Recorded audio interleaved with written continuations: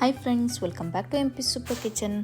Friends, ಇವತ್ತು ಈಸಿಯಾಗಿ ಸಿಂಪಲ್ಲಾಗಿ ಒಂದು ಕ್ಯಾಬೇಜ್ ಫ್ರೈ ಮಾಡೋದು ಹೇಗೆ ಅಂತ ತೋರಿಸ್ತಾ ಇದ್ದೀನಿ. ಬನ್ನಿ ನೋಡೋಣ ಇದನ್ನು ಹೇಗೆ ಮಾಡೋದು ಅಂತ. ಒಂದು ಪಾತ್ರೆಗೆ ನಾನಿಲ್ಲಿ ಒಂದು 4-5 ಚಮಚದಷ್ಟು ಎಣ್ಣೆ ತೊಗೊಂಡಿದ್ದೀನಿ. ಆಮೇಲೆ ಸ್ವಲ್ಪ ಸಾಸಿವೆ, ಜೀರಿಗೆ, ಆಮೇಲೆ ಕಡಲೆಬೇಳೆ ಸ್ವಲ್ಪ 1 ಟೀ ಸ್ಪೂನ್ ಅಷ್ಟು ತೊಗೊಂಡಿದ್ದೀನಿ ನಾನು. ಮತ್ತು ಉದ್ದಿನಬೇಳೆ, ಸ್ವಲ್ಪ ಹಿಂಗೆ ಹಾಕ್ಕೊಂಡಿದ್ದೀನಿ. ಒಂದು ಒಣ ಮೆಣಸಿನ್ಕಾಯಿ ಹಾಕೋತಾ ಇದ್ದೀನಿ. ಇದು ಚೆನ್ನಾಗಿ ಗೋಲ್ಡನ್ ಬ್ರೌನ್ ಆಗೋವರೆಗೂ ಹುರ್ಕೋಬೇಕು. ಸ್ವಲ್ಪ ಕರಿಬೇವು ಸೇರಿಸಿದ್ದೀನಿ. ಇದು ಅನ್ನಕ್ಕೆ ತುಂಬ ಚೆನ್ನಾಗಿರುತ್ತೆ. ಬರೀ ಅನ್ನಕ್ಕೆ ಸ್ವಲ್ಪ ತುಪ್ಪ ಹಾಕ್ಕೊಂಡ್ಬಿಟ್ಟು ಇದನ್ನು ಬಡಿಸ್ಕೊಂಡು ತಿಂದರೆ ತುಂಬ ಚೆನ್ನಾಗಿರುತ್ತೆ. ಯಾವ ಸಾರು ಹುಳಿ ಏನೂ ಬೇಡ. ಇಲ್ಲಿ ನಾನು ಒಂದು ಸಣ್ಣದು ಮೀಡಿಯಮ್ ಸೈಜ್ ಈರುಳ್ಳಿನ ಸಣ್ಣದಾಗಿ ಕಟ್ ಮಾಡ್ಕೊಂಡಿದ್ದೀನಿ. ಇದು ಸ್ವಲ್ಪ ಸಾಫ್ಟ್ ಆಗೋವರೆಗೂ ಚೆನ್ನಾಗಿ ಇದನ್ನು ಹುರ್ಕೋಬೇಕಾಗತ್ತೆ.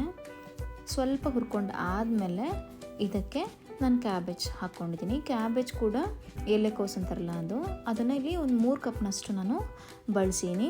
ಅದನ್ನು ಕೂಡ ಸಣ್ಣದಾಗಿ ಹೆಚ್ಕೊಂಡಿದ್ದೀನಿ. ಇದು ಭಾಳ ನೀರಿನ ಅಂಶ ಇರೋದ್ರಿಂದ ಇದು ಭಾಳ ಬೇಯಿಸೋ ಅವಶ್ಯಕತೆ ಇಲ್ಲ. ನಾನಿಲ್ಲಿ ಸ್ವಲ್ಪ ಅರಿಶಿನ ಪುಡಿ ಆಮೇಲೆ ಸ್ವಲ್ಪ ಉಪ್ಪು ಹಾಕ್ಕೊಂಡು ಚೆನ್ನಾಗಿ ಇದನ್ನು ಮಿಕ್ಸ್ ಮಾಡ್ಕೊತಾ ಇದ್ದೀನಿ.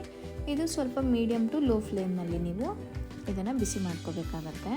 ಈಗ ಒಂದು 10 ನಿಮಿಷ ಇದನ್ನು ಮುಚ್ಚಳ ಮುಚ್ಚಿ ಬೇಯಿಸ್ತಾ ಇದ್ದೀನಿ. ಅಷ್ಟರಲ್ಲಿ ನಾವು ಮಿಕ್ಸಿಗೆ ರುಬ್ಕೊಳ್ಳೋಣ. ನಾನಿಲ್ಲಿ ಒಂದು ಅರ್ಧ ಕಪ್ನಷ್ಟು ಕಾಯಿ ತೊಗೊಂಡಿನಿ. ಒಣ ಕೊಬ್ಬರಿ ಬೇಕಾದ್ರೆ ತೊಗೋಬೋದು, ಹಸಿ ಕೊಬ್ಬರಿ ಬೇಕಾದ್ರೆ ತೊಗೋಬೋದು.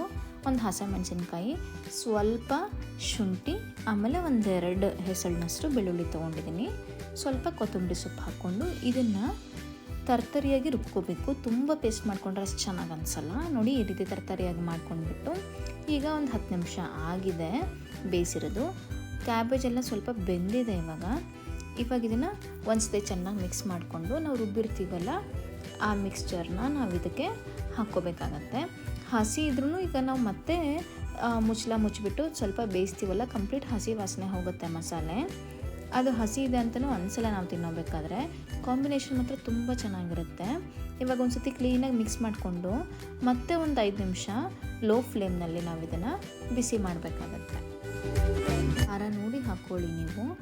ಬಿಸಿ ಅನ್ನಕ್ಕಾಗಲಿ ಮತ್ತು ಆಮೇಲೆ ಮೊಸರನ್ನ ಜೊತೆ ನೆಂಚ್ಕೊಳಕ್ಕಾಗಲಿ ತುಂಬಾ ಚೆನ್ನಾಗಿರುತ್ತೆ. ಸಖತ್ ಒಳ್ಳೆ ಕಾಂಬಿನೇಷನ್ನು. ನೀವು ಒಂದ್ಸತಿ ಟ್ರೈ ಮಾಡಿ ಹೇಗಿದೆ ಅಂತ ಕಮೆಂಟ್ ಮಾಡಿ. ಮತ್ತೊಂದು ಈಸಿ ರೆಸಿಪಿಯೊಂದಿಗೆ ಮತ್ತೆ ಬೇಗ ಮೀಟ್ ಆಗ್ತೀನಿ. ಅಲ್ಲಿವರೆಗೂ ಥ್ಯಾಂಕ್ ಯು.